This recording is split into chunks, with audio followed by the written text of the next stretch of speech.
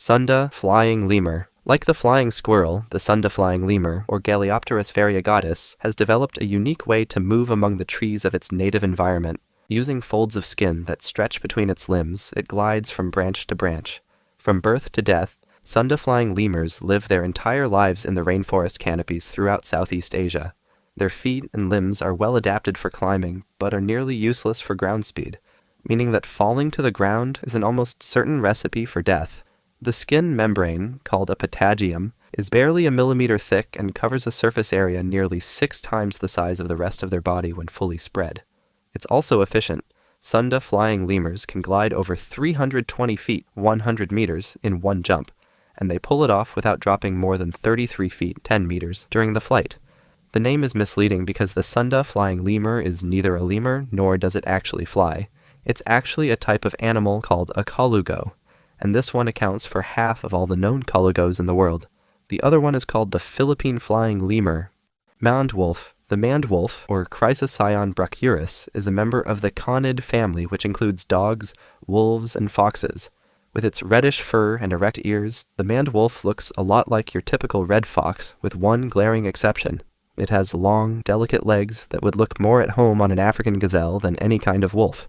And despite their name, maned wolves aren't actually wolves. They're only distantly related to any other conid species, and have managed to carve out their own unique niche in the animal kingdom. It's believed that the maned wolf's distinctive legs are an adaptation to help it survive in the grasslands of South America. In an endless sea of tall grass, the only defense is the ability to observe predators before they can reach you. Their ears are also adapted to the grasslands, allowing the maned wolf to pick up the ever-so-slight rustling sound as rodents, a staple of their diet, scurry through the grass.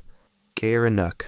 Antelopes look pretty cool no matter what they're doing, but the Gerenuk manages to stand head and shoulders above the rest of the antelope species, literally. Also known as the Waller's gazelle, Gerenuks, Litocranius walleri, have enormously elongated necks and thin, spindly legs, which provide them with a unique feeding opportunity. Rather than graze from grass on the ground like most antelopes, Gerenuks stand upright on their hind legs to feed almost exclusively on the leaves and shoots of the acacia trees which dot the African savannas. It's no real surprise that Gerenuks have evolved to take advantage of such a completely different food source. There are 91 species of antelope in the world, and most of them live in Africa with the Gerenuk, and with that kind of competition, someone needs to branch out into a different diet. Unfortunately, while their long, thin legs are perfect for giving them an extra boost to reach acacia leaves, they're also incredibly fragile, and there have been several cases of Gerenuks snapping their leg bones while running across the savanna. It just goes to show how specialization in one area can leave other aspects of life inherently lacking. Irrawaddy dolphin. The Irrawaddy dolphin, or Orarella brevirostris, is a species of dolphin that lives primarily along the coastlines and estuaries of Southeast Asia, particularly the Bay of Bengal, off the eastern coastline of India.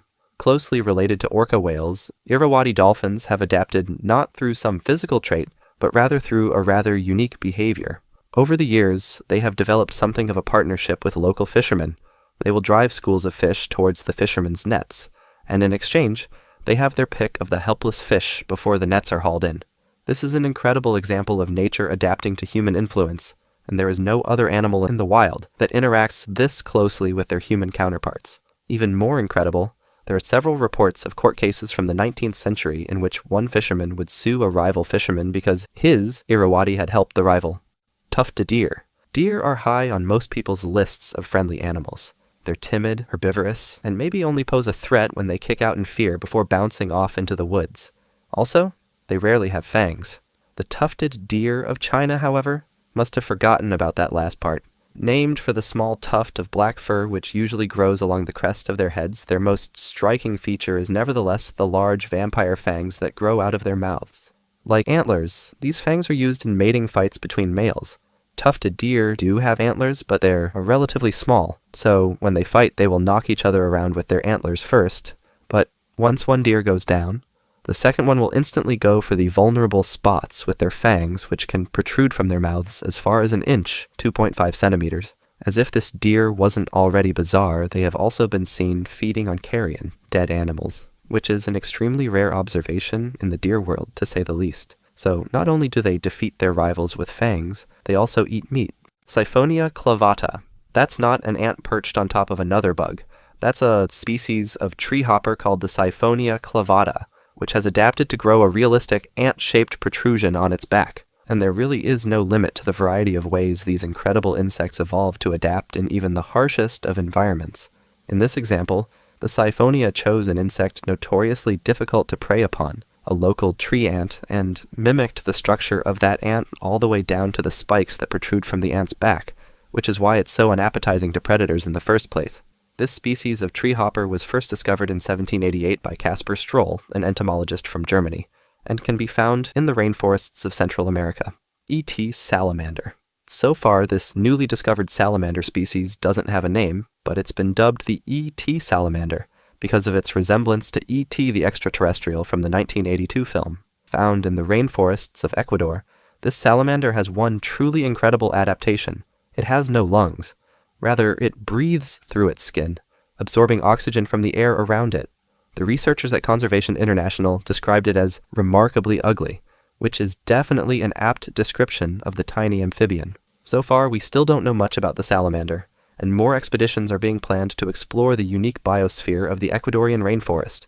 Southern Red Muntjac. The southern Red Muntjac, also known as the Indian muntjac, or Muniacus muntjac, is a small deer native to South Asia. Muntjacs have several unique traits that aren't found in other deer. Because of their most unique feature, they also come with a local name, barking deer. When the deer sense danger, they will make a sound that resembles a short, harsh bark like a dog, alerting other deer in the herd to flee. Depending on the danger, these spurts of barking can last longer than an hour at a time. They also differ from other deer species in other ways. Like the tufted deer, muntjacs also have short canine fangs that they use during mating season. However, unlike tufted deer, muntjacs have larger antlers that grow in an incredibly unique shape on the tops of their heads. Fish hook ants. Deep in the Virachay National Park of Cambodia lives a very unique species of ant. The fishhook ant, or Polyrhachis bihamata, lives in colonies of millions of ants inside hollowed-out logs on the forest floor. What's so unusual about them is the double fish hook protrusions that grow from their backs. As would be expected, these are defensive mechanisms. They're sharp enough to serve as a powerful predator deterrent. When they were documented by scientists in 2007, one researcher found out firsthand that the thorns were not only sharp enough to penetrate skin, they also hooked into a wound, latching the ant to whatever attacks it. That may not be good news for a solitary ant, but it serves the colony as a whole very well. But that's not the only unusual thing about these ants. When their colony is threatened, they will swarm out thousands at a time, and the ants will actually hook into each other to create massive clusters, which makes it nearly impossible for any predator to target an individual ant. That's all for today. Thanks for watching, and see you next time.